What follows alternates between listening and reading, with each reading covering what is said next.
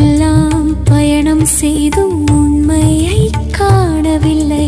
உண்மைக்காக அலைந்த நான் உன்னிடத்தில் வந்தேன் அம்மா. உறவோடு காப்பாற்றி உண்மை காட்ட வேண்டும் அம்மா.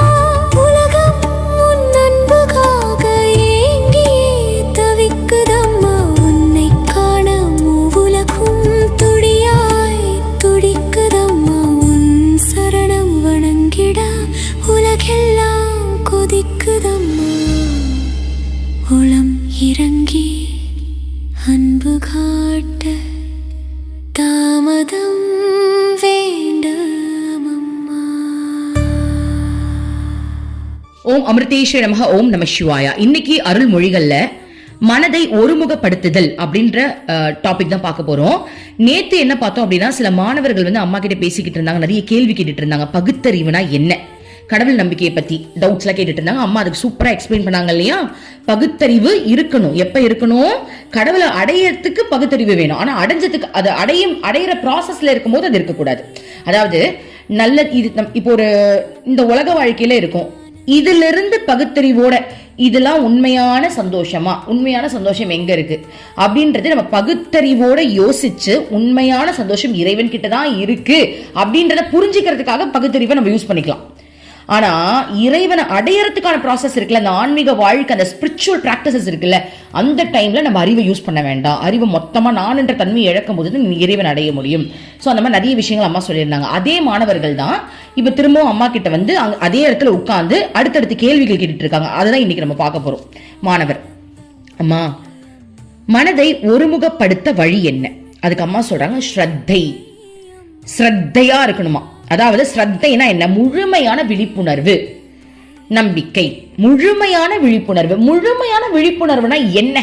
இப்ப விழிப்புணர்வு அப்படின்றது பிரசன்ட் டென்ஸ்ல வாழ்றதுன்னு சொல்லுவாங்கல்ல, அது எப்படிப்பட்ட பிரசன்ட் டென்ஸ் ஃபீல் இருக்கணும்னு அம்மா சொல்றாங்க பாருங்க. எப்படிப்பட்ட ஃபீல் இருக்கணும் அப்படின்னா, ஒரு இடத்துல ஆபத்து இருக்குன்னு சொன்னா அந்த இடத்துக்கு நீ போவியா? போவே மாட்டேன். அப்படி போகணும்னு விதி இருந்தா கூட, வேற வழியே இல்லை, நீ அங்கதான் போயே ஆகணும் ஒரு விஷயம் இருந்தா கூட நம்ம எப்படி போவோம்? பார்த்து பத்திரமா போவோம். ஒரு இடத்துல முள்ளு இருக்கு அப்படின்னா எப்படி நடப்போம்? அந்த இடத்துல நடக்கவே மாட்டோம். அப்படி போகணும், வேற வழி கிடையாது அப்படின்னா எப்படி பார்த்து பார்த்து பக்குவமா நடப்போம்.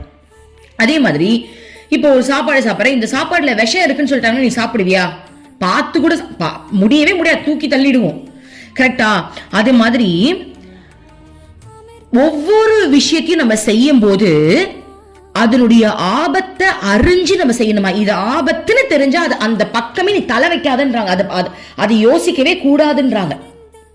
அதுதான் விழிப்புணர்வு. இப்ப எக்ஸாம்பிள், நமக்கு ஏற்ற மாதிரி எக்ஸாம்பிள் சொல்லணும் அப்படின்னா, இப்போ எல்லாருமே போன் தான் யூஸ் பண்றோம். ஆனா போன்ல நம்மள முழுமையை இழுத்து ஆக்கிரமிக்கிற சக்தி வந்து போனுக்கு இருக்கு. நீங்க ஒரு ரீல்ஸ் போய் ஒரு ரீல்ஸை பாக்குறீங்க அப்படின்னா, உங்களை அறியாமையே ஸ்க்ரால் பண்ணி பார்த்து ஏன் பார்க்கணும் உங்களுக்கே ஒரு டவுட் வர அளவுக்கு பார்ப்பீங்க. ஆமாவா இல்லையா? நிறைய பேர் சொல்றேன். ஓகே, எல்லாரையும் சொல்ல, சில பேர் பார்ப்பாங்க. அப்போ நமக்கே ஒரு ஸ்டேஜ்ல டவுட் வந்துடும். என்ன அப்படின்னா, நான் எதுக்காக இப்ப ஸ்க்ரால் பண்ணிக்கிட்டு இருக்கேன்? நம்ம மைண்ட் ஏதோ ஒன்று பண்ணிக்கிட்டே இருக்கும், பார்த்துட்டே இருக்கோம். ஆனா அதுல ஒரு பிரோஜனமும் இருக்காது. மைண்ட் குழம்புறது தான் மிச்சம், மென்டல் ஆகிறது தான் மிச்சமா இருக்கும். அப்போ அது ஒரு ஆபத்துன்னு தெரியுது. ஆனா அது ஆபத்து நம்ம தெரிஞ்சுக்கிட்டு அந்த பக்கமே தலை வைக்க கூடாது. அப்ப அந்த போன்ல அந்த விஷயத்தை நோன்றதை நிறுத்தணும். இதுதான் ஸ்ரத்தையா இருக்கிறது, விழிப்புணர்வோட இருக்கிறது. அப்ப அம்மா என்ன சொல்றாங்க அப்படின்னா, மன ஒருமைப்பாடு எப்ப வரும் அப்படின்னா, உன்னுடைய மனசுக்கு எதிரான செயல்கள்னு சில விஷயங்கள் இருக்கு. போனை பார்த்தா அடிக்ட் ஆகிறது. கரெக்டா? யார்கிட்ட சில பேர்கிட்ட பேசிட்டோம் அப்படின்னா நம்மள அறியாமே அவங்க கிட்ட அடிக்ட் ஆகிறது. அப்போ எதெல்லாம் உனக்கு ஆபத்து அது உனக்கு தெரியுதுல. உன் மனசு எந்த பக்கம் இழுத்துக்கிட்டு போகுதோ அந்த விஷயத்தெல்லாம் உன்னுடைய எதிரி நீ நினைக்கணுமா, அது விஷம்னு நினைக்கணுமா, அது விஷம்னு தூக்கி எறியணுமா. அப்படிப்பட்ட எண்ணத்தோட அது வேணாம் நீ ஒதுக்கிட்டு இறைவன் மேல நீ கவனம் செலுத்தும் போது உனக்கு மன ஒருமைப்பாடு அதிகரிக்கும். ஒன்ஸ் உனக்கு மன ஒருமைப்பாடு, கடவுளை நீ அடைய உன்னுடைய மன ஒருமைப்பாடு எப்படி இருக்கும் அப்படின்னு அம்மா சொல்றாங்கன்னா, எது நல்லது எது கெட்டதுன்னு உன்னால புரிஞ்சுக்க முடியுமா,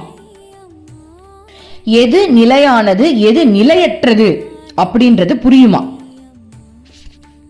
இவ்வுலகோடு நம்மை பிணைப்பது எது, கட்டுகளில் இருந்து நம்மை விடுவிப்பது எது, இந்த மாதிரி விஷயம் நமக்கு தெரிஞ்சுக்குவோம். அதாவது இந்த உலகத்துல யோசிச்சு பாருங்க, நம்மள எது ரொம்ப பிணைக்குது? பந்தம். சொந்த பந்தங்கள் நம்மள பிணைக்குது. கரெக்டா? அதே மாதிரி ஒரு பொருளில் இருந்து கிடைக்கும் அந்த சந்தோஷத்துக்கு நம்மளே செக் பண்ண ஆரம்பிச்சிருவோம், இந்த சந்தோஷம் எவ்வளவு நாள் நீடிக்க போகுது. ஸோ இந்த மாதிரி எல்லாத்தையுமே நம்ம ஒரு ஸ்டேஜில் அந்த அனலைஸ் பண்ணி இது எதுவுமே எனக்கு வேண்டாம், கடவுள்கிட்ட மட்டும்தான் நிரந்தரமா கிடைக்குதுன்ற உண்மையை நம்ம ஆட்டோமேட்டிக்காக தெரிஞ்சுப்போமா. அப்போ இது ஒரு ப்ராக்டிஸ்ன்னு அம்மா சொல்றாங்க. இது அவ்வளவு ஈஸியா வந்துடாது. அம்மா என்ன சொல்றாங்க அப்படின்னா 2 நாள் ஆகலாம், 6 மாசம் ஆகலாம், சில வருடங்கள் கூட ஆகலாம், சில பேருக்கு அது கிடைக்காம கூட இருக்கலாம். ஆனா அந்த முயற்சியை விட்டுறவே கூடாது. உன்னுடைய முயற்சியை நீ அந்த வழியில பயணிக்கிறதுக்கான ஒரு ப்ராசஸ் தான், முயற்சியை விட்டுறாதீங்கன்னு சொல்றாங்க. இப்ப அதுக்கு அம்மா எக்ஸாம்பிள் என்ன சொல்றாங்க அப்படின்னா, ஒரு விமானம், அந்த விமானம் மேல போனதுக்கு அப்புறம் அது பறக்காத மாதிரியே இருக்கும், அதே இடத்துல நிக்கிற மாதிரி ஒரு ஃபீல் இருக்கும். ஆமாவா இல்லையா? ஃபிளைட்ல போனவங்களுக்கு தெரியும். அப்படியே என்னமோ ரொம்ப ஸ்லோவா என்னமோ மிதக்கிற மாதிரி இருக்கும், ஆனா உண்மையாவே அது ஃபாஸ்டா போயிட்டு இருக்குன்னு அர்த்தமா. கரெக்ட் தானே? ஏன்னா இங்க இருந்து நம்ம இங்க ஒரு கொச்சின் போறோம்னு வச்சுப்போமே, ஏன்னா நாங்க தான் போயிருக்கேன் அதனால சொல்றேன், 1 மணி நேரத்துல போயிடுவோம். இதுவே நீங்க கார்ல போனீங்கன்னா 14 மணி நேரம் ஆகும். இப்ப நீங்க சென்னையில இருந்து போறீங்க அப்படின்னா 15 மணி நேரம் கூட ஆகும். ஆனா அதே சென்னையில இருந்து நீங்க ஃபிளைட்ல போய்ப்பாங்க 1 ஹவர்ல போயிடுவீங்க. அப்ப அது எவ்வளவு ஃபாஸ்டா போகுது. ஆனா விமானத்துல உட்கார்ந்துட்டு இருக்கும் போது அது போதா இல்ல நிக்குதான்றதே நம்மளுக்கு உணர முடியாம இருக்கும், அப்படியே நிக்கிற மாதிரியே இருக்கும். ஆனா அது பயணிச்சுக்கிட்டு தான் இருக்கு. அந்த மாதிரி உங்களுடைய பிராக்டிசஸை நீங்க பண்ணிட்டே இருந்தீங்கன்னா அதற்கான பலன் நிச்சயமா கிடைக்கும். அது அம்மாவுடைய அருளால அது நம்மளுக்கு கிடைக்கும். ஓகேவா? சோ மன ஒருமைப்பாட்டுக்கு அம்மா என்ன சொல்றாங்க அப்படின்னா, முதல்ல உன் மனசு ஏதோ ஒரு விஷயத்துல இழுத்துக்கிட்டு போகுது இல்லையா, முதல்ல அதை கண்டுபிடி. அதை கண்டுபிடிச்சு அதுக்கு முட்டுக்கட்டு போடு, அதுக்கு ஒரு தடவை, அது விஷம்ன்றாங்க. புரியுதா? அது ஏன்னா நம்மளால முடியும். அதாவது அம்மா என்ன சொல்றாங்கன்னா, ஆசையை அடக்கலாம் சொல்லல, ஓகேவா? ரொம்ப அடக்கும் போதுதான் அது மேல வரும். இங்க என்ன சொல்றாங்கன்னா, நல்லா நம்ம புரிஞ்சுக்கணும். உடனே அம்மா சொல்லிட்டாங்கன்னா ஆசையை அடக்கிறத பத்தி நம்ம யோசிக்கலாம். என்ன சொல்றேன் அப்படின்னா, உனக்கு இது ஆபத்துன்னு தெரியுது, தெரிஞ்சு நீ அந்த சைடு போற, அந்த சைடு போவாத. அப்ப நீங்க கேட்கல, என்னால ஆசை அடக்க முடியலையே, என்ன பண்றது? அந்த ஆசையை தூக்கி கடவுள் மேல போடுன்றாங்க. அந்த ஆசையை அப்படியே தூக்கி கடவுள் மேல போட்டுரு, அவ்வளவுதான், ஈஸி. இப்ப எக்ஸாம்பிள், இப்போ சில விஷயங்களை நம்மளால கண்ட்ரோல் கொண்டு வர முடியும், சில விஷயங்கள் நம்மளால கண்ட்ரோலுக்கு கொண்டு வர முடியாது. அப்போ கண்ட்ரோலுக்கு என்னால கொண்டே வர முடியவே இல்லை அப்படின்ற விஷயத்தையே நம்ம கடவுள்கிட்ட போட்டுட்டோன்னா என்ன ஆகும்? அவர் அதை ஹேண்டில் பண்ணிப்பார். ஏன்னா நீ கடவுள்கிட்டயே அதை நீ தூக்கி போடுற அப்படின்னா ஹேண்டில் பண்ணிப்பார். அவர் உங்களை அந்த விஷயத்துல இருந்து வெளில கொண்டு வருவார். அதுல நிறைய சூட்சமமான விஷயங்கள் இருக்கு. இப்ப அடுத்ததுக்கு நம்ம போலாம். அம்மா சொல்றாங்க, இவ்வுலக பொருட்கள் தான் நம் மனதை ஒருமுகப்படுத்த விடாமல் செய்கிறது. அதனால் இந்த உலக பொருட்கள் எதனாலும் நமக்கு நன்மை இல்லை. இருந்தாலும் இவை நன்மை தருவதாக நாம் தவறாக நினைக்கின்றோம். இதை நன்றாக சிந்தித்து பார்த்து இவைகளை விஷம் போல ஒதுக்க வேண்டும்.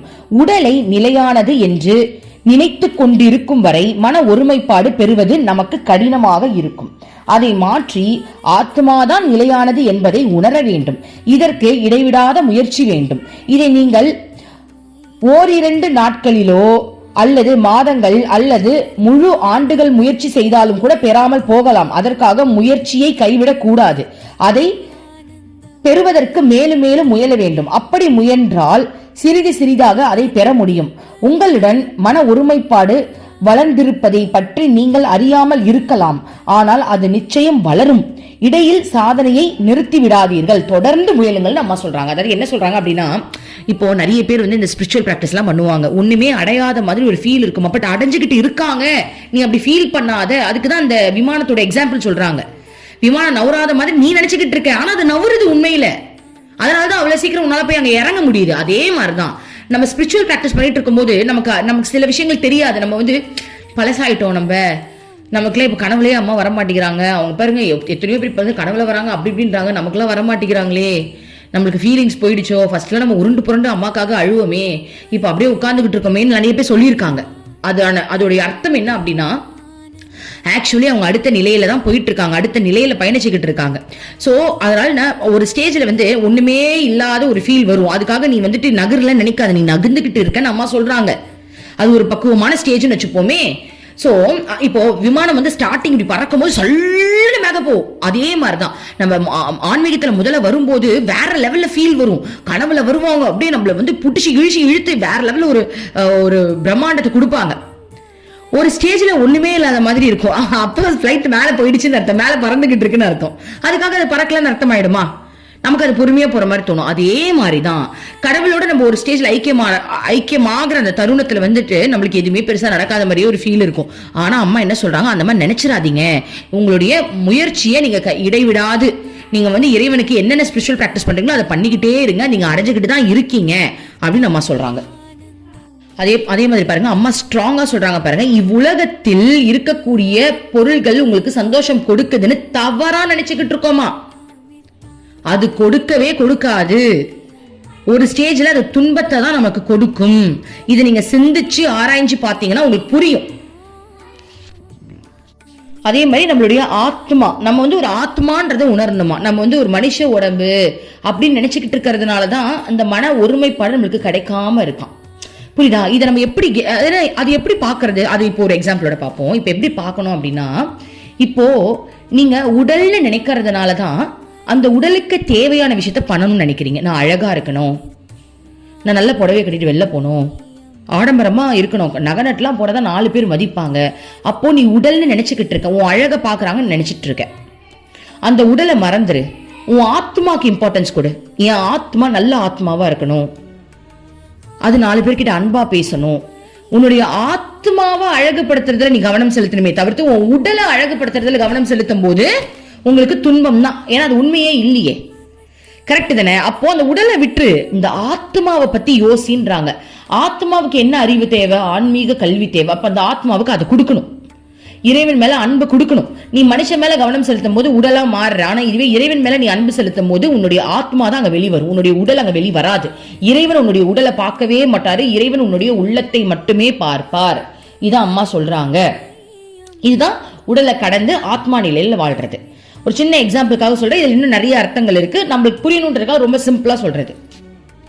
அப்புறம் அம்மா என்ன சொல்றாங்க அப்படின்னா, பொறுமையுடன் முயன்று கடவுளின் குருவின் கருணைக்காக காத்திருங்கள், நிச்சயம் மன ஒருமைப்பாடு பெறுவீர்கள். அதாவது என்ன சொல்றாங்கன்னா, நீ பாட்டுக்கு ஸ்பிரிச்சுவல் பிராக்டிஸ் பண்ணிக்கிட்டே இரு, கடவுளும் குருவோட அருளும் உனக்கு நிச்சயமா கிடைக்கும். அவங்க உன்னை வந்து தூக்கிப்பாங்க, நீ கவலைப்பட வேணாம்னு சொல்றாங்க.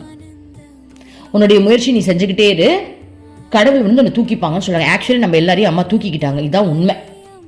அம்மா நம்மள தூக்கிக்கிட்டாங்க. எப்படி தூக்கிக்கிட்டாங்க? நம்ம என்ன அவ்வளவு பிராக்டிஸ் பண்ணிட்டோமா? இல்ல, அம்மா அவங்களுடைய தவ சக்தியை நம்மளுக்கு கொடுப்பாங்களாம். இது அம்மாவுடைய புத்தகத்தில் நம்ம தான் அருள்மொழிகளில் படித்தோம். அதாவது நம்ம வந்து அம்மா குருவா இந்த பூமிக்கு வந்திருக்காங்க இல்லையா, நம்மளே அம்மா மாதிரி மாறணும்னு தனியாக ப்ராக்டிஸ் பண்ணியிருந்தோம்னு வச்சுக்கோங்களேன், எத்தனை ஜென்மம் ஆகும்னு கூட தெரியாது. ஆனால் அம்மா என்ன பண்ணுறாங்க, அவங்களுடைய தவ சக்திகளை நமக்கு கொடுத்து இறைவன் மேலே அந்த அன்பை நம்மளுக்கு ஈஸியாக கொடுத்துட்டாங்க. அம்மா தான் கொடுத்தாங்க, இல்லைன்னா நம்மளுக்கு வரதுக்கு வாய்ப்பே கிடையாது.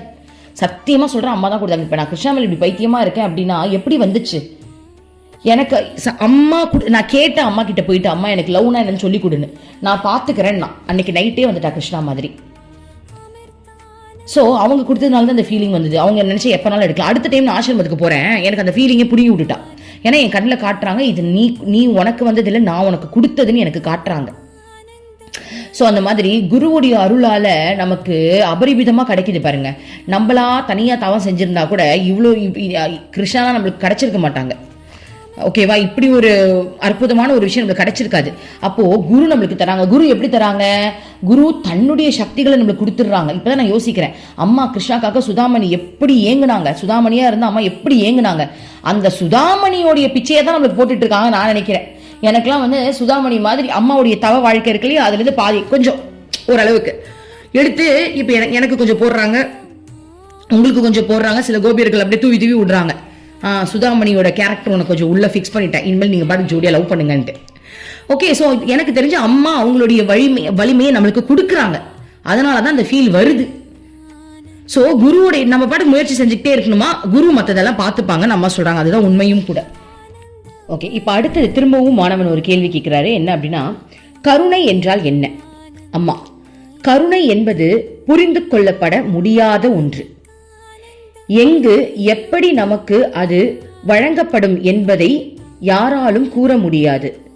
மனிதர்களுக்கு அதன் மீது அதிகாரம் கிடையாது. அதை பெறுவதற்கு நீங்கள் முயற்சி செய்யலாம், கட்டாய முயற்சி செய்துதான் ஆக வேண்டும். பிறகு பொறுமையுடன் காத்திருக்க வேண்டும். எப்போது அதை நமக்கு கொடுப்பது என்பதை அந்த கருணைதான் முடிவு செய்யும். இந்த கருணை குருவின் கடவுளின் கைகளில் இருக்கிறது. நாம் கடினமாக முயற்சி செய்து பல பொருட்கள் நமக்கு கிடைக்காமல் போவதை அனுபவத்தில் பார்த்திருக்கிறோம். எவ்வளவு உழைத்தாலும் அவை நமக்கு கிடைப்பது இல்லை. அதன் காரணம் கருணை இல்லாமல் போனதுதான். இதுபோல் எந்தவித முயற்சியும் இல்லாமல் சில பொருட்கள் நமக்கு கிடைத்து விடுகின்றன. இதன் காரணம் அப்போது நம் மீது அருள் பொழியப்பட்டு உள்ளதுதான். ஒரு விமானத்தை அது சேர வேண்டிய இடத்தில் கொண்டு போய் சேர்க்க தன்னால் முடிந்த எல்லா முயற்சிகளையும் செய்கின்றார். ஆனால் விமானம் அந்த இடத்திற்கு சென்று சேருவதும் சேராததும் கருணையை பொறுத்தே அமைகிறது. விமானம் என்பது ஒரு இயந்திரமே. இயந்திரம் எப்போது வேண்டுமானாலும் பழுதடையலாம்.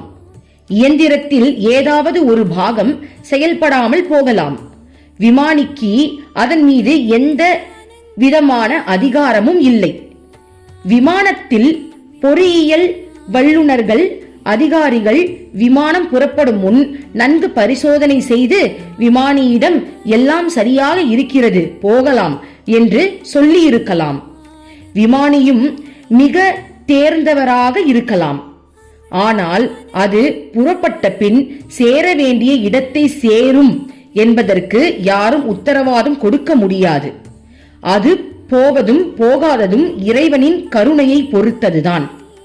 ஓகே, இப்போ இது வரைக்கும் பார்ப்போம். என்ன சொல்றாங்க அப்படின்னா, கருணைனா என்ன அப்படின்னு இந்த பையன் கேட்குறாங்க. அதுக்கு அம்மா இதை பத்தி எக்ஸ்பிளைன் பண்றாங்க அப்படின்னா, கடவுள் நம்ம மீது செலுத்துற கருணையை பத்தி அம்மா இங்க சொல்றாங்க. அதாவது இறைவனுடைய கருணையை நம்ம அடையணுமா, இறைவனுடைய கருணை இருந்தாதான் நம்மளால தப்பிக்கவே முடியுமா. ஏன் அம்மா இவ்வளவு எக்ஸ்பிளைன் பண்றாங்க நான் சொல்றேன் பாருங்க. இப்போ நம்ம எல்லாருமே கர்மாவின் பேர்ல தான் பிறவி எடுக்கிறோம். நமக்கு நிறைய கர்மா இருக்கு. ஏன்னா இன்னைக்கு கூட நம்மளுக்கு கர்மா இருக்கு. இந்த நிமிஷம் கூட நம்மளுக்கு கர்மா உருவாகும். எப்படின்னா, இப்ப நான் ஒரு நல்லது பண்றேன் அப்படின்னா அது கால்குலேஷன்ல வந்துடும். இப்ப நான் ஒரு கெட்டது பண்றேன் அப்படின்னா அது ஒரு கால்குலேஷன்ல வந்துடும். இந்த கால்குலேஷனை தீர்க்கறதுக்காகவே நான் பிறவி எடுக்கிறேன். ஒவ்வொரு நாளும் இந்த கால்குலேஷன் நம்ம தீர்க்கறதுக்காகவே எடுத்துக்கிட்டு இருக்கோம். அப்போ நம்ம இதுல இருந்து எப்படி தப்பிக்கிறது? இதுல இருந்து நம்ம தப்பிக்கணும் அப்படின்னா குருவோட கருணை இருந்தாதான் தப்பிக்க முடியும். ஏன்னா குரு நடுவுல வந்து அந்த கால்குலேஷனை ஃபார்முலா வழியா தீர்த்துடுறாங்க. அதுக்கு சொல்யூஷன் கொடுத்துடுறாங்க. சொல்யூஷனும் கொடுத்துட்டு நீ எந்த வேலை செஞ்சாலும் கிருஷ்ணார்ப்பணம், முருகார்ப்பணம், சிவார்ப்பணம் அப்படி சொல்லிடுங்க. அதாவது நீ எது செஞ்சாலும் நான் செய்யலப்பா, இறைவன் செஞ்சாருன்னு உனக்கு கால்குலேஷன்ல வரக்கூடிய அந்த விஷயத்த இறைவன் கிட்ட நீ ஒப்படைச்சிட்ட அப்படின்னா உனக்கு கால்குலேஷனே இருக்காது. அப்போ குருவால தான் நம்ம மேல குரு மனசு வச்சாதான் இந்த விஷயத்துல இருந்து நம்மளால தப்பிக்க முடியும். சோ அப்ப என்ன சொல்றாங்க அப்படின்னா, குருவுடைய கருணை நமக்கு வந்து சேரணும், இறைவனுடைய கருணை நம்ம மீது வந்து படணும். இறைவன் நமக்கு கருணை செஞ்சா மட்டும்தான் நம்ம தப்பிக்க முடியும்ன்றதுதான் இதோடைய கான்செப்ட். அதுக்குதான் அம்மா சொல்றாங்க, என்ன சொல்றாங்க அப்படின்னா, இப்ப விமானம் இங்க இருந்து ஒரு இடத்துக்கு போகணும்னு இருக்கு. சோ விமானியும் நல்லா இருக்காங்க, விமானமும் சூப்பரா இருக்கு, அந்த ஏரோப்ளைனும் வந்து ரொம்ப நல்லா இருக்கு. ஆனா என்னதான் ஓட்ட தெரிஞ்சவங்க இருந்தாலும், அது சூப்பரா இருந்தாலும் அது மேல பறந்து அந்த இடத்தை போய் அடையிறது யார் கையில இருக்கு? இறைவனோட கையில தான் இருக்கு. இறைவன் மனசு வச்சு கருணையோட நம்மள பாத்துக்கிட்டாரு அப்படின்னா அது நடந்துரும். இப்ப எக்ஸாம்பிளோட சொல்றோம் அப்படின்னா, இப்போ ஒரு அம்மா இன்னொரு எக்ஸாம்பிள் சொல்றாங்க, அதை சொல்லியிருக்காங்க. இப்போ ஒரு விமானம் இருக்கு, அந்த விமானம் பழுதா இருக்கு, அதை அவங்க பார்க்கல, சோ ஏறிட்டாங்க. திடீர்னு விமானம் போயிட்டே இருக்கும்போது போய் மோதுற மாதிரி ஒரு சூழ்நிலை அமைது. அதை வந்து ஹேண்டில் பண்ண முடியல பைலட்டால. அப்படிப்பட்ட சூழ்நிலையில இருந்து தப்பிச்சவங்களை கூட நம்ம நிறைய பேர் பார்த்திருப்போம். ஏதோ ஒரு விஷயத்தை ஹேண்டில் பண்ணி நிறுத்தி தப்பிச்சிட்டாங்கன்னு நம்ம பார்த்திருப்போம். அப்போ நமக்கு தெரியுது இந்த விமானத்துல பிரச்சனை வந்துருச்சு, நம்மளால தப்பிக்க முடியாது அப்படின்ற சூழ்நிலையில தப்பிச்சவங்க எவ்வளவு பேர் இருப்பாங்கல்ல. அது எப்படி நடந்துச்சு? இறைவனோட கருணையால நடந்துச்சு. ஓகேவா? இப்போ நல்ல விமானம் இருக்கும், பைலட் சூப்பரா இருப்பாங்க, ஒரு பிரச்சனையுமே இல்லை. ஆனா அது போய் முட்டிக்கிட்டு ஆக்சிடென்ட் ஆயிருக்கும். இப்ப ரீசெண்டா கூட நடந்துச்சு இல்லையா? அது எப்படி நடந்துச்சு? இறைவனுடைய கருணை அங்க இல்லாததுனால அது நடந்துச்சு. இறைவன் கருணை கொடுக்க மாட்டாருன்னு இல்ல, அந்த கருணைக்கு நம்ம பாத்திரமா இருக்கணும்னு சொல்றாங்க. அதாவது இறைவன் உன் மேல கருணை செலுத்தணும் அப்படின்னா நீ ஒரு பாத்திரமா இருக்கணும். பாத்திரம் அப்படின்னா கரெக்டான அந்த பொசிஷன்ல இருக்கும் போது தானே நம்ம கருணையை கொடுக்க முடியும். இப்ப எக்ஸாம்பிள் சொல்லலாம். இப்போ நீங்க ரோட்ல போறீங்க, ஒருத்தவங்க பிச்சை எடுக்கிறாங்க.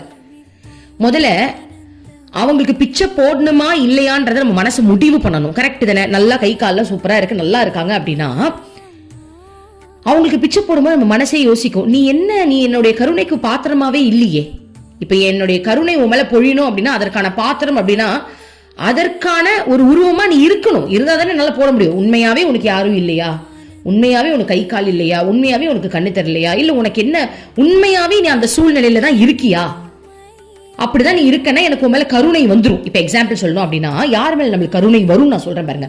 இப்போ சில பேர் பிச்சை எடுக்க மாட்டாங்க, கண்ணு தெரியாது, ஆனா சேல் பண்ணுவாங்க.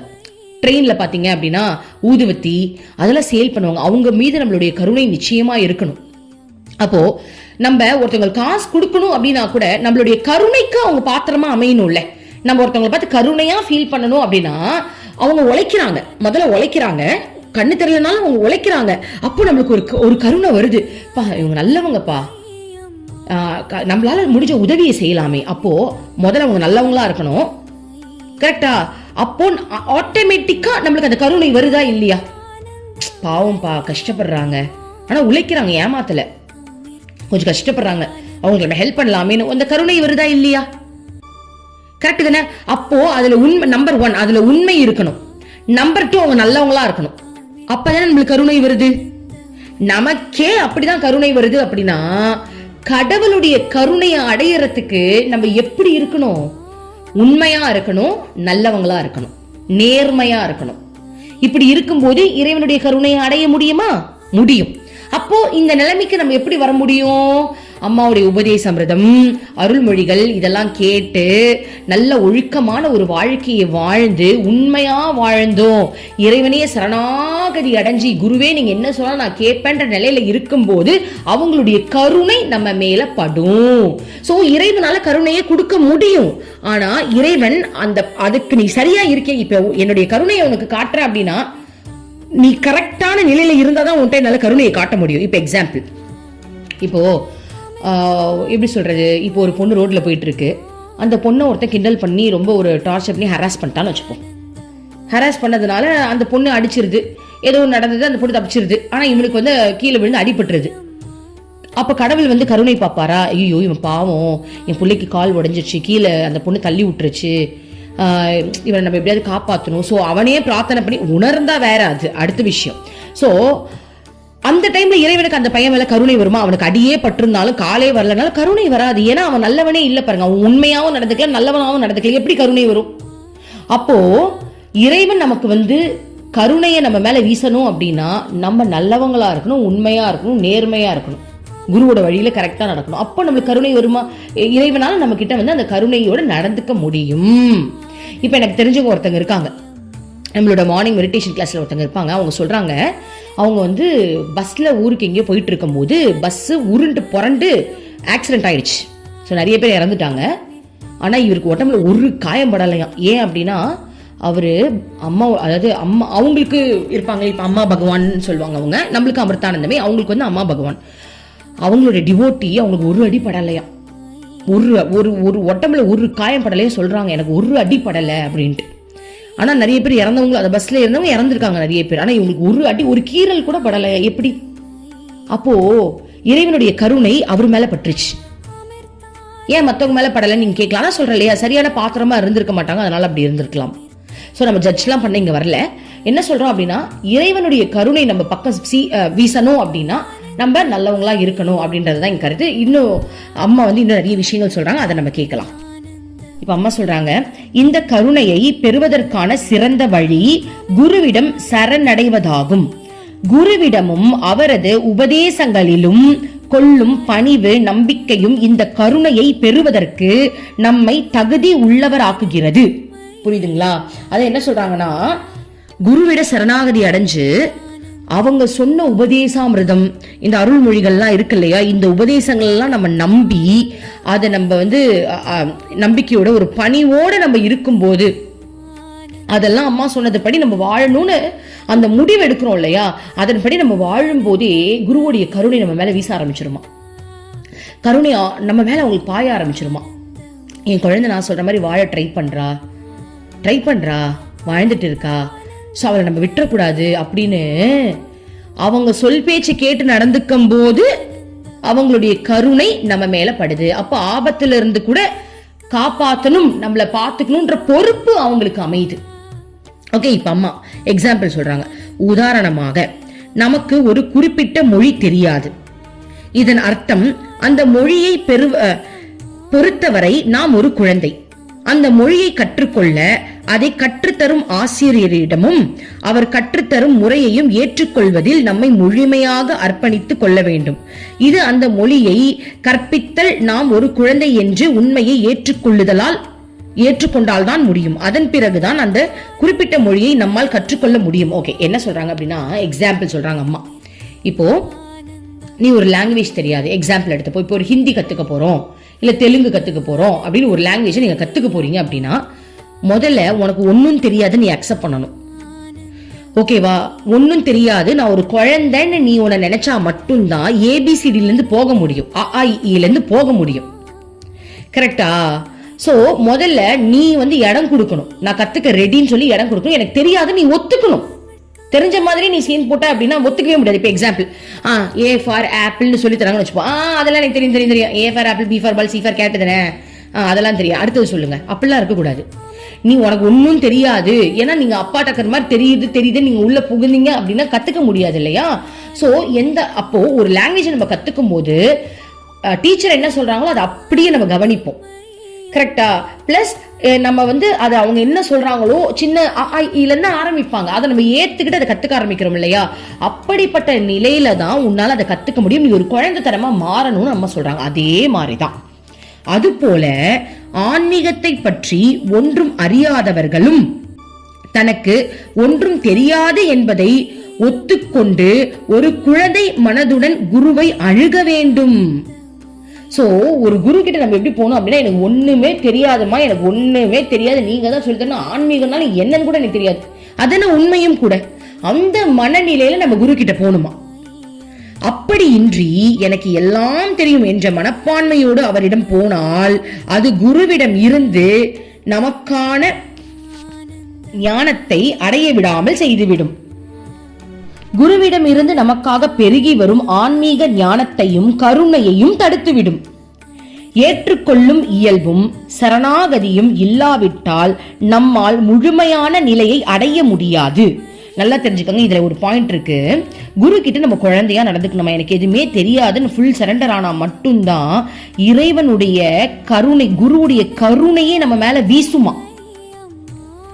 ஓகே, நமக்கு எல்லாம் தெரியும் அப்படின்ற எண்ணத்தோட நம்ம குரு கிட்ட போயிட்டோன்னு வச்சுக்கோங்களேன், அவங்க கிட்ட இருந்து கிடைக்கக்கூடிய ஞானத்தை நம்மளால அடைய முடியாது, கருணையும் நம்மளுக்கு கிடைக்காது, அவங்க நம்ம மேல காட்ட வேண்டிய கருணையும் நம்மளுக்கு கிடைக்காது, அவங்க கிட்ட இருந்து கிடைக்க வேண்டிய ஞானமும் நம்மளுக்கு கிடைக்காதுன்னு நம்ம சொல்றாங்க. ஓகே, இப்ப அம்மா என்ன சொல்றாங்க அப்படின்னா, எனக்கு இது தெரியும், நீ ஒன்றும் சொல்லித்தர வேண்டாம் என்று சொல்லுவது போன்றது. அப்படி ஒருவர் சொல்லும் போது குரு கொடுக்கும் ஞானத்தை அவர் தடுத்து விடுகிறார். அது வேண்டாம் என்றும் தன்னை தானே மூடிக்கொள்கின்றார். அது தானாகவே அவரை அடைய வந்தாலும் ஒரு அறையில் புகுந்து கொண்டு அவர் கதவுகளை தாழிட்டு கொண்டு விடுகிறார். தனக்கு தெரியும் என்கின்ற நினைவு குருவின் கருணையை நாம் பெற முடியாமல் தடுத்து விடுகிறது.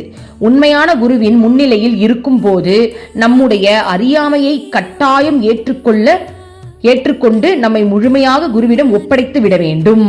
புரியுதுங்களா? சோ அம்மா இதுல என்ன சொல்ல வராங்க அப்படின்னா, இறைவனுடைய கருணையை நம்ம அடையணும் அப்படின்னா இறைவன் சொன்ன பாதையில் நம்ம பயணிக்கணும். அதாவது இப்ப குரு எடுத்துக்கோங்க, குரு தான் நம்மளுக்கு இறைவன். சோ குரு நம்ம கிட்ட என்ன சொல்றாங்களோ அதன்படி நம்ம நடந்துகிட்டா மட்டும்தான் அவங்களுடைய கருணை நம்மளை காப்பாத்தும், நம்மளை நல்வழிப்படுத்தும், நம்மள கருமால இருந்து தூக்கிவிடும், இறைவன் கிட்ட போய் ஒப்படைக்கும். சோ புரிஞ்சிருச்சா? அப்போ நம்ம அம்மாவுடைய கருணை நம்ம மேல படணும் அப்படின்னா நம்ம என்ன பண்ணணும்? உபதேசாமிர்தம் அருள்மொழிகள்ல எப்படிலாம் அம்மா சொல்லி கொடுத்திருக்காங்களோ அதன்படி வாழணும். கரெக்டா? எதையும் வெறுக்க கூடாது, எது மேலேயும் ரொம்ப ஆசைப்படக்கூடாது. இறைவனே கதியில் இருக்கணும், பணிவு இருக்கணும், அடக்கம் இருக்கணும், தெளிவு இருக்கணும். இதெல்லாம் தானே அம்மா சொல்லி தராங்க இதுல. ஓகேவா? சோ அப்ப அவங்க சொல்லித்தரப்படி நம்ம வாழ்ந்துட்டே இருக்கோம் அப்படின்னா நம்மளை காப்பாற்ற வேண்டிய பொறுப்பு, நம்மளுக்கு ஞானத்தை கொடுக்க வேண்டிய பொறுப்பு குருவுக்கு போய் சேருது. அவங்களுடைய கருணை நம்ம மேல படுறதுனால பல இடங்கள்ல நம்மள அவங்க காப்பாத்துறாங்க. சோ இதுதான் கரெக்டான ஒரு விஷயம். சோ குரு சொல்றபடி நம்ம நடந்துக்கணும். குரு சொல் பேச்சு கேட்டு நம்ம நடந்துட்டோம் அப்படின்னா அவங்க நம்மள எந்த விஷயத்துல இருந்து காப்பாத்துறாங்க. அதுதான் இதோட கான்செப்ட். இப்ப மாணவர் இன்னொரு கேள்வி கேட்கிறாரு, அது என்னன்னு பார்க்கலாம். அம்மா, பழங்காலத்திற்கும் தற்காலத்திற்கும் இடையில் மிக வேறுபாடு காணப்படுகிறது, ஏன் மா? அந்த காலத்து மனுஷங்களுக்கும் இந்த காலத்து மனுஷங்களுக்கும் நிறைய விஷயம் வந்து மாற்றமா தெரியுதேம்மா, அது ஏமா அப்படின்னு கேட்கறதுக்கு அம்மா பதில் சொல்றாங்க. பழைய கால மனிதர்களுக்கும் இந்த கால மனிதர்களுக்கும் ஒரே விஷயம் தான் தேவைப்பட்டுச்சு. அவங்களுக்கும் உணவு தேவைப்பட்டுச்சு, இவங்களுக்கும் உணவு தேவைப்பட்டுச்சு, வீடு தேவைப்பட்டுச்சு, கல்யாணம் தேவைப்பட்டுச்சு, குழந்தைகள் தேவைப்பட்டுச்சு, பொருளாதாரம் தேவைப்பட்டுச்சு. இது எல்லாமே அந்த காலத்துல இருக்கிற மனுஷங்களுக்கும் தேவைப்பட்டுச்சு, இந்த காலத்துல இருக்கிற மனுஷங்களுக்கும் தேவைப்பட்டுச்சு. ஆனா அந்த காலத்துல இருக்கிற மனிதர்கள் அதுல மட்டும் வாழல, அதாவது அதுக்கு மட்டும் ஆசைப்பட்டு அதுல மட்டும் உழல. அவங்க அதை வாழ்ந்துகிட்டே இறை சிந்தனைக்கு இறைவனை அடையறதுக்கான சாதனைகளையும் சேர்ந்து செஞ்சாங்களாம். அப்போ அவங்களுடைய மனநிலை எப்படி இருந்தது அப்படின்னா, அதோடைய ஆசையை தீர்க்கறதுக்காக தான் அவங்க திருமணம் பண்ணியிருப்பாங்க. அந்த ஆசையை தீர்க்கறதுக்காக தான் சில விஷயங்கள் பண்ணுவாங்களே தவிர்த்து அதை வளர்க்கறதுக்காக இருக்காதான். அதாவது அவங்க வந்து உலக வாழ்க்கையும் நல்லா வாழ்ந்துகிட்டு பிளஸ் உலகத்துல வந்துட்டோமே அப்படின்றதுக்காக அந்த வாழ்க்கையும் நல்லா வாழ்ந்துகிட்டு மற்றபடி மன ஒருமைப்பாடுல அதிகமான கவனம் செலுத்தினாங்களாம். மெடிடேஷன் பண்றது, நிறைய மெடிடேஷன் தியானம்லாம் பண்ணி தன்னை சுத்தப்படுத்துறது எப்படி, இறைவனை அடையிறது எப்படின்றத தெரிஞ்சு புரிஞ்சு வாழ்ந்தாங்க. அப்போ ஒரு திருமணமே அவங்க பண்ணா கூட இந்த திருமண ஆசையிலிருந்து நான் விடுபடணும் அப்படின்ற நோக்கத்துலதான் அவங்க திருமணமே பண்ணாங்களாம். ஓகேவா, நல்லபடியா அதை அனுபவிச்சுட்டு அந்த ஆசையில தீர்த்துட்டு எல்லாரும் கடவுள் கிட்ட போகணும், அவ்வளவுதான். அப்படின்றதுக்காக, அதாவது அவங்க பண்ற ஒவ்வொரு விஷயமும் அதுல முழுகிறதுக்கு இருக்காதான், அதுல இருந்து வெளில வரதுக்காக இருக்குமா. ஆனா இப்ப இருக்கிற மனுஷனுடைய நிலை என்ன அப்படின்னா, எல்லாருமே மற்றவங்களுடைய மிஸ்டேக்ஸை தான் நோட் பண்றாங்களே தவிர்த்து இவங்களுடைய மிஸ்டேக்ஸை நோட் பண்ணணும்ன்ற எண்ணம் இவங்களுக்கு இல்லவே இல்லையா. நான் என்ன தப்பு பண்றேன், நான் ஏன் இங்க கோவப்பட்டேன், நான் இங்க பொறுமையா தானே இருக்கணும் அப்படின்னு அவங்கள தானே மாத்தணும். சோ அது இல்லாம அவங்க எப்படி வாழ ஆரம்பிச்சிட்டாங்க அப்படின்னா, அதிகமான சுயநலம் வந்துருச்சான். அதாவது இன்னொருத்தவங்களுடைய குறைகளை யோசிச்சுக்கிட்டே இருக்கிறது. அவ மத்தவங்க தப்பு பண்ணிட்டாங்க, ஆனா இவங்களுக்கு அந்த அகங்காரம் இருக்கும். இன்னொருத்தவங்களுடைய அகங்காரம் தான் இவங்களை வந்து இவங்க வாழ்க்கையை வந்து தடுக்குது இவங்க நினைச்சிட்டு இருக்காங்க. பட் உண்மை என்ன அப்படின்னா, தன்னுடைய அகங்காரத்தின் காரணமாக தான் ஒருத்தன் வாழாமையே இருக்கான். ஆனா அவங்க மத்தவங்களை குறை சொல்றாங்க. அப்போ மத்தவங்களை குறை சொல்றதுலயே இவங்களுக்கு அதிகமான கவனம் போயிடுச்சா, இறை சிந்தனை இல்லையா, தியானம் ஜபம் மெடிடேஷன் இதெல்லாம் எதுவுமே இல்லாத காரணத்தினால சுயநலம் அப்படின்ற ஒரு விஷயம் அதிகமாயிடுச்சு. இப்ப அந்த காலத்திலயும் இந்த காலத்திலயும் ஒரே விஷயம் தான் நமக்கு தேவைப்பட்டுச்சு. ஆனா அந்த காலத்துல அவங்க எந்த மனுஷனோடையும் அவங்களை கம்பேர் பண்ணல, அவங்க கடவுளோடையும் அவங்களையும் கம்பேர் பண்ணிக்கிட்டு கடவுளை அடையறதுக்கான வழியை தேடினாங்க. ஆனா இந்த காலத்துல இருக்கிற மக்கள் வந்து கூட இருக்கிறவனோட கம்பேர் பண்ணி டென்ஷன் ஆயிட்டே கிடக்குறாங்க. புரியுதா? அப்போ தெய்வம் அப்படின்ற ஒரு சூழ்நிலையவே வந்துட்டு இங்க வந்து பெருசா பார்க்கல. இறைவனை அடையணும்ன்றது ஒரு விஷயம் தெரியவே இல்லை. பாருங்க, எத்தனை பேருக்கு நம்மள சுத்தி இருக்கவங்களும் எடுத்துப்போம், எத்தனை பேருக்கு தெரியும் கடவுள் அடைய தான் பூமிக்கு வந்தோம்னு சொன்னா என் ஹஸ்பண்ட் சிரிக்கிறாரு. நான் அன்னைக்கு ஒரு நாள் சொல்றேன், கடவுள் அடைய தான் பூமிக்கு வந்தோம் அப்படின்னு நான் சொல்றேன் ஒரு பேச்சுல, சிரிக்கிறாரு. என்னது அப்புறம் அப்படின்றாரு. சோ நிறைய பேருக்கு அது சுத்தமா தெரியவே மாட்டேங்குது. அப்போ எல்லாருடைய எண்ணமும் எப்படி இருக்கு, இறைவனை மறந்தாச்சு. அப்படி இறைவன் ஞாபகம் வந்தாலும் வேலை வேணும், எனக்கு கார் வேணும், பங்களா வேணும்னு கேட்கதான் இறைவன் வேணுமே தவிர்த்து இறைவன் அடையணுன்றதுக்காக யாரும் இறைவனை நினைக்கிறது இல்லை இல்லையா. அப்ப எல்லாருடைய மைண்ட் செட்டும் மனுஷங்க பின்னாடி சுத்த ஆரம்பிச்சிருச்சு. இவங்க என்ன சொல்லுவாங்க, அவங்க என்ன சொல்லுவாங்க, நான் நல்லா இருந்தா இவங்க நம்மள பெருமையா பேசுவாங்களா, இவங்க நம்ம திட்டாங்கன்னா என்ன ஆகுறதுன்னு அந்த 4 பேர்கிட்ட சுத்திக்கிட்டே இருக்கு மைண்டு. அப்போ அந்த இவங்களுடைய அகங்காரமும் அதிகரிக்குது, அவங்களுடைய அகங்காரமும் அதிகரிக்குது. இப்ப அம்மா என்ன சொல்றாங்க அப்படின்னா, உலக ஆசைகள் நம்மளுக்கு நிறைய அதிகரிக்க நம்மளுடைய மனம் குறுகி போயிடுமா. ஓகே, ஒரு மனிதன் உள்ளம் பரந்ததாக மாற அந்த மனிதன் உயர்ந்த நிலையை அடைகின்றான். ஆனால் மனம் குறுகிவிடும் போது அவன் உள்ளம் மட்டுமல்ல உடலும் அதனால் பாதிப்படைகிறது. பழைய காலத்தில் மக்களின் உயரத்தை ஒப்பிடும் பொழுது இக்கால மனிதர்கள் மிகவும் குள்ளமாக இருக்கிறார்கள். பழங்காலத்தில் மனிதர்கள் மிகவும் உயரமாகவும் வலிமையுடனும் கம்பீரமாகவும் இருப்பார்கள். 10ஆம் வகுப்பு படிப்பவர்கள் அந்த காலத்தில் எவ்வளவு உயரமாக இருப்பார்கள் தெரியுமா? இன்றைக்கு 10ஆம் வகுப்பு படிப்பும் பையன்கள் மட்டுமல்ல, BA MA படிப்பவர்கள் கூட குள்ளமாக தான் இருக்கின்றார்கள். இப்போது யாரிடமும் பரந்த மனப்பான்மை இல்லை, சுயநலம் குறுகிய மனப்பான்மையே உள்ளது. இது மனிதர்களின் உடல் மனம் இரண்டையும் குறுக்கி விடுகிறது. அம்மா பேசுவதை நிறுத்தினார். அதாவது பாருங்க, அந்த காலத்துலலாம் எவ்வளோ ஹைட்டாக இருப்பாங்களா? ரீசன் என்னன்னா அவங்களுடைய மனம் நல்லா பிரம்மாண்டமாக இருந்துச்சு போல் இருக்கு. மனம் வந்து இந்த சுயநலம்லாம் எதுவும் இல்லாமல் இயற்கை மாதிரியே இருந்திருக்கு போல. இப்போ இயற்கை எடுத்துக்கோங்க, இயற்கை சுயநலமே கிடையாது பாருங்களேன். நீ தண்ணியை எதுக்கு வேணாலும் யூஸ் பண்ணலாம். தண்ணி வந்துட்டு வந்து சண்டை போடாது. தண்ணியை வந்து நீ குளிக்கவும் யூஸ் பண்ணலாம், டாய்லெட் கழுவும் யூஸ் பண்ணலாம். அந்த தண்ணி வந்து வீட்டு சண்டையா போட என்ன எதுக்கு யூஸ் பண்ற அதெல்லாம் கேட்காது. ஏன்னா அது கருணை. தண்ணி அப்படின்னா அது ஒரு கருணை. வெயில் பாருங்க, அது ஒரு கருணை. கரெக்டா அதோட டியூட்டி செய்து பாருங்க. அப்போ இயற்கைக்கு ஏத்த மாதிரியே மனிதனுடைய வாழ்க்கையும் கருணையாவே இருந்திருக்கு போல் இருக்கு. எது செஞ்சாலும் 4 பேருக்கு கொடுக்கறது, 4 பேர் நல்லபடியா பேசுறது, இறைவனையும் நினைச்சு வாழ்றது, இறைவன் சொன்ன வழியில வாழ்றது, தன்னை சுத்தப்படுத்தணும்ன்றதுல எண்ணம் அதிகமா இருக்கிறது, மத்தவங்க கிட்ட மிஸ்டேக் கண்டுபிடிக்காம இருக்கிறது, தன்னுடைய மிஸ்டேக்ஸ்ல அதிகமான கவனம் செலுத்துறது, இப்படிலாம் இருந்ததுனால அந்த காலத்துல அவங்களுடைய உடல் கூட பாருங்க நல்ல வளர்ச்சி அடைஞ்சுதான். ஓகேவா? ஆனா இன்னைக்கு பாருங்க நம்மளுடைய மனம் மற்றவங்களை குறை சொல்லி மற்றவங்களை பார்த்து நினைச்சு மனமும் இங்க ஒழுங்கா வளரலையாம், உடம்பும் போச்சா, உடம்புல ஹைட்டு கூட வரலையாம். எப்படிப்பட்ட ஒரு நிலையில நம்ம இருக்கோம் பாருங்க. ஸோ சுயநலம் அப்படின்ற அந்த ஒரு விஷயம், சுயநலம் வந்து ஒரு குறுகிய மனப்பான்மைக்கு போறதுனால உடல் மனம் ரெண்டுமே நம்மளுக்கு வளர்ச்சி அடையாம போயிடுச்சு அப்படின்னு சொல்லிட்டு அம்மா பேச்சை நிறுத்திட்டாங்களாம். நிறுத்தின உடனே நேரம் மாலை 5 மணி. மாணவர்கள் மகிழ்ச்சியுடன் காணப்பட்டனர். எல்லோரும் மிகுந்த உற்சாகத்துடன் இருந்தனர். முதலில் பேசிய பையன் அம்மாவிடம், அம்மா, நாங்கள் அகங்காரத்துடன் ஏதாவது தவறாக பேசியிருந்தால் மன்னித்து விடுங்கள். தயவு செய்து அப்படி பேசிய அறியாமைக்காக மன்னித்து விடுங்கள் என்று கூறினான். இன்னொரு மாணவரோ, அம்மா, நான் உண்மையை கூறுகின்றேன். இங்கு என்ன நடக்கப் போகிறது என்று அறியும் வெறும் சாதாரண ஆவலுடன் தான் வந்தேன். ஆனால் இன்று அம்மா என் கண்களை திறந்து விட்டீர்கள். நீங்கள் சொல்லியபடி நான் நடக்க முயல்கின்றேன் என்றான். மற்றொரு மாணவன், அம்மா, எனக்கு உண்மையிலேயே ஆன்மீக வாழ்விலோ ஆன்மீகவாதிகளிடமோ சிறிதும் நம்பிக்கை இல்லாமல் இருந்தது. அவர்களை பற்றி இழிவாக பேசுவேன். ஆனால் நீங்கள் எனக்கு ஆன்மீகத்தின் ஆர்வத்தை உண்டாக்கி விட்டீர்கள். உங்கள் உபதேசங்களை நான் ஒருபோதும் மறக்க மாட்டேன் என்றான். அம்மா எழுந்து அவர்கள் அருகில் சென்று ஒவ்வொருவரையும் அன்புடன் அணைத்து மிகுந்த பாசத்தோடு நெற்றியில் முத்தமிட்டார்.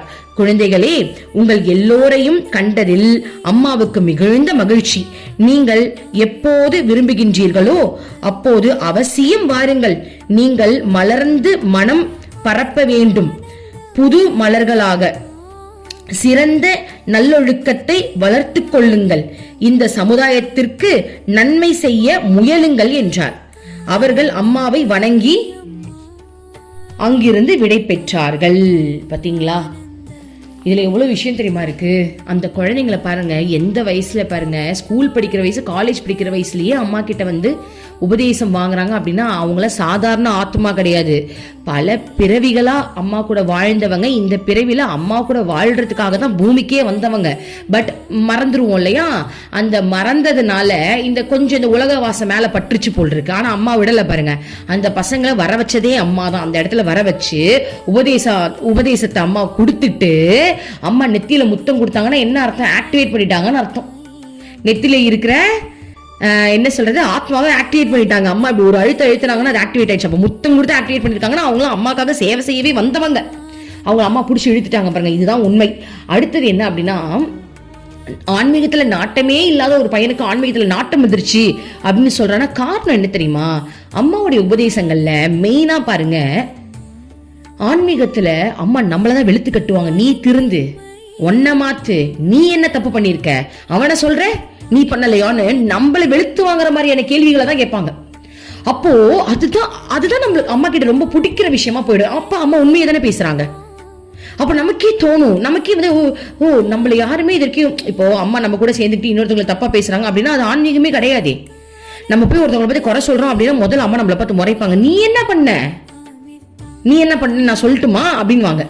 அப்போ அதனாலேயே நம்மளுக்கு ஆன்மீகத்துல ஒரு நாட்டம் வந்துடும். என்ன நாட்டம் வரும் அப்படின்னா, ஓ இன்னொருத்தவங்களை குறை சொல்லாம நமக்குள்ள இருக்கிற மிஸ்டேக்ஸை முதல்ல நம்ம கவனிக்கிறோம் அப்படின்ற அந்த விஷயமே நம்மளை இம்ப்ரெஸ் பண்ணிடும். எனக்கு அதுதான் இம்ப்ரெஸ் பண்ணுச்சு. ஓகேவா? சோ பாருங்க, அப்போ அம்மா எல்லாரையும் வந்து முத்தம் கொடுத்து அம்மா சொல்றாங்க பாருங்க, நீங்க அடிக்கடி ஆசிரமம் வரணும்னு வேற சொல்றாங்க. அப்போ இந்த பசங்களுக்கு ஆக்டிவேட் ஆயிடுச்சு. அம்மா தொட்டாலே ஆக்டிவேஷன் நடந்துரும். அம்மா தொட்டாலே நடக்கும். அப்போ அந்த பசங்க சின்ன வயசுலேயே அந்த அறிவு எப்படிப்பட்ட கேள்வி கேட்குறாங்க பாருங்க. எனக்குலாம் இப்போ தான் அந்த கேள்வியே வருது. காலேஜ் படிக்கும் போதெல்லாம் இந்த மாதிரி எண்ணம் கூட கிடையாது. அப்போது காலேஜ் படிக்கிற பசங்களை கூப்பிட்டு அம்மா அரவணைச்சு நெத்தியில் முத்தம் கொடுத்து எல்லாத்தையும் ஆக்டிவேட் பண்ணிட்டாங்களா. இப்போ அந்த பசங்க 4 பேருக்கு அந்த ஆன்மீகத்தை வந்து பரப்புற அளவுக்கு அவங்க வந்து ஒரு நல்ல நிலையில தான் நிச்சயமாக இருப்பாங்க. இப்போ அவங்களுக்குலாம் நம்மள மாதிரி ஒரு பசங்க இருக்கும், ஐ திங்க் இருக்குன்னு நினைக்கிறேன். சரி, நம்மள மாதிரி இருக்காது, அட்லீஸ்ட் நம்மளை விட கொஞ்சம் கம்மியாக இருப்பாங்க. ஆனால் பெரிய பெரிய பசங்க இருப்பாங்க. அம்மாவும் சேர்ந்து சிரிக்குது. இப்போ அம்மா குன்றிலிருந்து இறங்கி குளத்திற்கு அருகே தன்னந்தனியாக உலாவினார். சிறிது நேரம் அவருடைய குரலில் எழுந்த கிருஷ்ண கானம் காற்று வெளியில் நிறைந்தது. ஸோ அம்மா அப்போ வந்து பரவச நிலையில பாட ஆரம்பிச்சிட்டாங்களாம். அம்முடைய கால்கள் எல்லாம் தள்ளாடிச்சான். ஆனால் குரல் கம்பீரமாக இருந்துச்சான். அம்மா இப்போ பேரின்ப நிலைக்கு போயிட்டாங்களாம். அப்படி ஒரு ஸ்டேட்ல இருக்காங்களாம். அது அந்த ஸ்டேட்ல இருந்துக்கிட்டே ஒரு பாடல் பாடுறாங்க. அந்த பாடலை நம்மளும் கேட்கலாம்.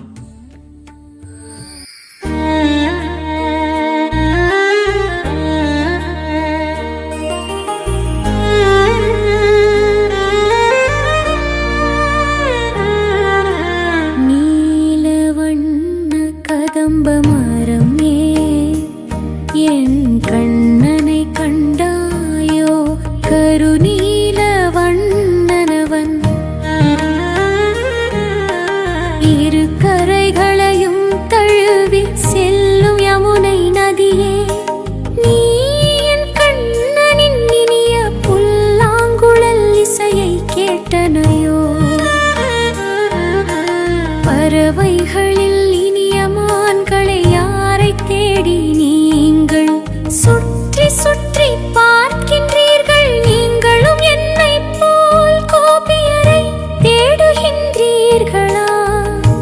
இதய கள்வனின் திரிவுத்தீயில் நீங்களும் என்னை போல் வாடி தவிக்கின்றீர்களா?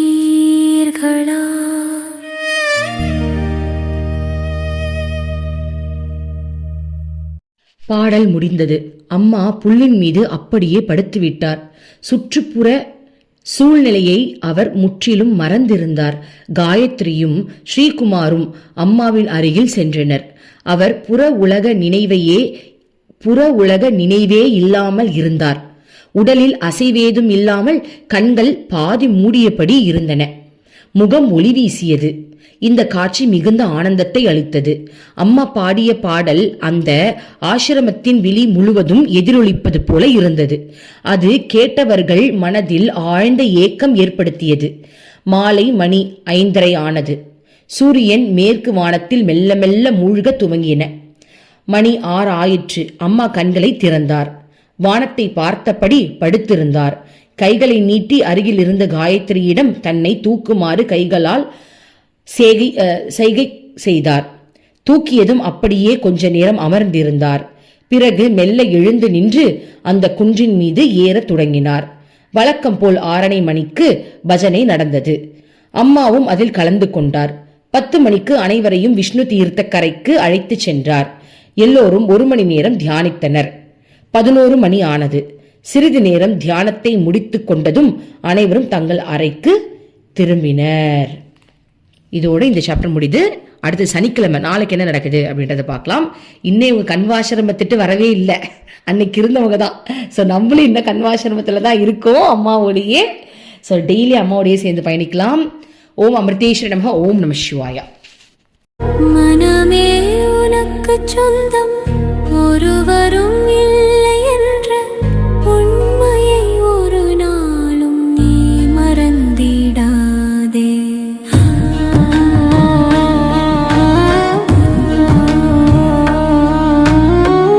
அர்த்தமற்ற கர்மங்களை செய்து கொண்டே சம்சாரத்தில் பயனின்றி நீயும் வீணாய் அலைகின்றாயே. காயமது மாயமதனை சவம் என்று உணர்ந்து கொண்டு சத்தியத்தை அறிந்திட நாம் வழி தேடுவோம். நிலையில்லா உலகினை நிஜமென்று எண்ணிடாதே.